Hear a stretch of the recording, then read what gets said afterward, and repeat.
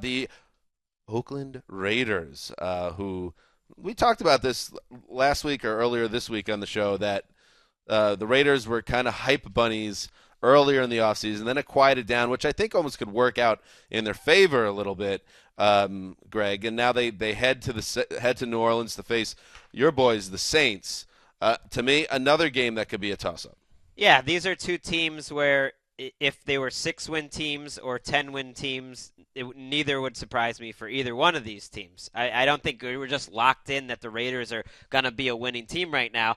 I think the Saints accomplished something very big this week, though, with that Drew Brees contract. They threaded the needle of making him happy, extending his contract, and not mortgaging their entire future in terms of counting on him being a great player until they were 40. And I give Brees a little bit of credit that I think he had them over a barrel, and he could have made this more complicated than it was, and he did not do that. So I think it was a nice little week for this. And more money. Point. Yeah, more money to patch up what a defense that last year was historically awful. And the one thing about Sean Payton's later career in New Orleans is we get that you have an excellent offense every year in your nice little dome, but you cannot continue to allow teams to score 35 points on you. I mean, this is a team that lacks balance, and it's a great opening game for the Raiders to try to display what they want to do on offense. Well, maybe this is the year your boy, Dennis Allen, 2013. How is he my boy? Wasn't he 2013 making the leap candidate? Now he'll make the leap as a defensive coordinator. It's so strange what Greg's able to remember,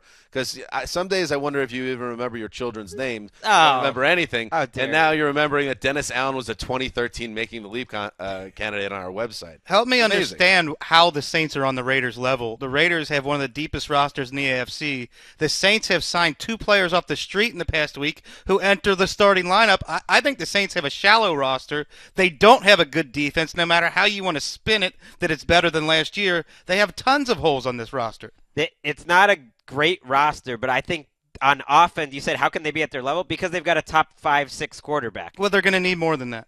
They have Mark Ingram, a guy you love. They have C.J. Spiller, a guy you loved who looked very good in the preseason. They have Willie Snead, who had a great rookie season. They have a number 1 receiver in Brandon Ingram and Cook. Spiller probably combined to average about 1 yard per carry in the preseason. But This offensive line's a mess. Yeah, I mean, if the offensive line plays like it did in the preseason, they're in trouble. I think it's a good test for their offense because Oakland's defense, it has players at every level, and their secondary, which was for years a disaster, finally has some talent back there. If the Saints get shut down in their building in the season opener, that's a bad sign and a very good sign for Oakland. And by the way, I like Kobe Fleener more than you do this year. And I know the reports haven't been glowing about him, and this room in general hasn't been that high on Fleener. I think this is a good setup for him. I still think. So you're going against my advice advice and playing him this week in fantasy. Well, I have Jared Cook as a guy. Oh. So I'm not sure. I might go with Cook out of respect for the man that built it. Calloused hands. Fleener's a Greg better Rosen. fantasy player than NFL player.